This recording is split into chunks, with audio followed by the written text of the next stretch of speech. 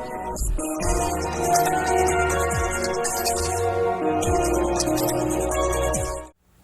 man, so we got an IQ video today, and today's IQ video is going to be about what you should be doing if you have a dunker on your team. So a lot of people don't know that if you have a dunker on your team, it is more often than not a whole lot better to actually have them ISO inside the paint. What does it mean to be ISO? To be ISO means it's just you and your defender. There is nobody nearby. You don't have your center trying to set you a screen. You don't have your point guard that isn't Lily trying to set you a screen for some weird reason. And that's what ISO is. You basically just isolate two characters, the person with the ball and the defender, and you just put them in their own little space. That's what an ISO is for the people that did not know. And the reason why this is effective is because a lot of the time, the really good ISO characters like Marcus or the really good ISO inside characters like Zachary, they have really strong gravity, and because of that gravity, they can force defenders to come in and try to help on defense. And when they try to help on defense, you simply just pass it to open man and you get some free points. So inside this video, we're gonna be giving y'all an example of how not to execute an ISO play, because the people on my team, they were not letting me ISO inside the paint. I'm using a dunker against a Vanessa in there, and I got a Fire King preventing my post-up moves, so I can't go into a post-up move because there's two people in there. Vanessa's waiting under the rim, Fire King stopping my post-up dribble. Cannot play my character effectively if I'm having to be guarded by two people. So make sure y'all keep that in mind, man. You play in the center, get out the paint if you have a dunker on your team, especially if they're asking you to several times throughout the match. Please stay out the paint. And if you're playing an inside scoring point guard like Albert, please stay out of the paint, bro. That is not where you belong if you have a dunker on your team inside of a 3v3. So let's go ahead and get this video going.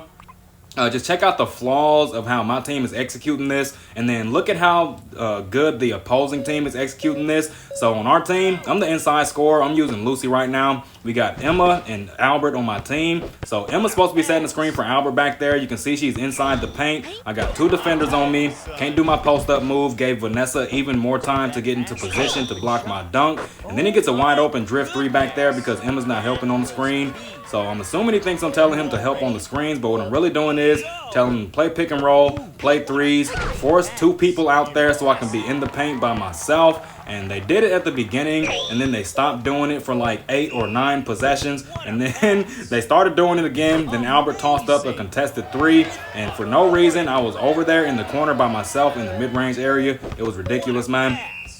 So yeah, you see what their team's doing? They're doing a really good job of making our defenders gravitate towards them so that they can pass to the open man and get free points. So you can see Vanessa was back there setting a screen on me for the Fire King. And once the Vanessa set a screen on me for the Fire King, the Albert on our team cannot stop the Albert on the opposing team from doing the smart layup. So he can actually go in there, force the Emma to help. Then he can do a layup pass to Fire King while he's getting a screen from Vanessa. And it's a 2v1 situation. I'm using the power forward, so it's extremely difficult to fit my way around those screens and play good defense if I got to guard two people by myself. So pretty nice smart layup pass from the opposing Albert to the Vanessa. I guess he thought the Fire King wasn't going to get an open opportunity, or he simply just pressed the wrong button. So I'm trying to get them to play pick and roll at the 3, but Emma's trying to set me a screen. I don't know why, because Lucy cannot shoot mids unless she's getting a huge accuracy boost from someone like Albert. So you can see me standing still right there because he went inside the paint and did a smart layup pass. Emma's still standing in there, and I still don't understand why. So we're moving on to the next possession. You can see they do the exact same thing at the start of every single play.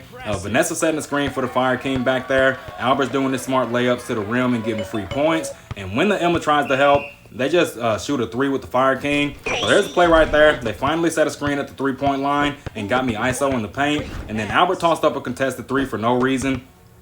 So he's still cooking them in there with the smart layups. Vanessa, she's not getting Emma to come out there because Emma's trying to stop 2s.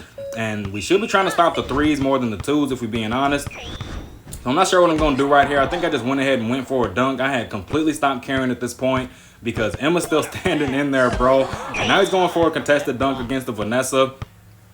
So weird. So you can see Vanessa still setting those screens for Fire King, trying her best to force the 2-man out there and get Albert ISO in the paint. And she's doing it for the entire game. Every single possession, that's what you see Vanessa doing. She's setting the screen for somebody. Now Emma's just inside the paint still. So yeah, you want a good demonstration of how to ISO. Don't look at my team, bro. Just look at the opposing team. Look at what they're doing right now. pay real close attention, and execute it the way that they executing it. Because if you do it the way that my team's doing it, you're going to lose every single game. All right, so Vanessa's setting that screen for Fire King back there. You can see, like I said, they're doing it every single possession just like they should. They're starting out every single play the exact same way, and they're getting the exact same result at the end of every single possession. They're getting either 2 or 3. Either way it goes, they're getting some points, which is the goal. Anyone that's open, the person that is open should definitely be the person getting the ball and getting those points. And they always have someone open when they're executing this properly.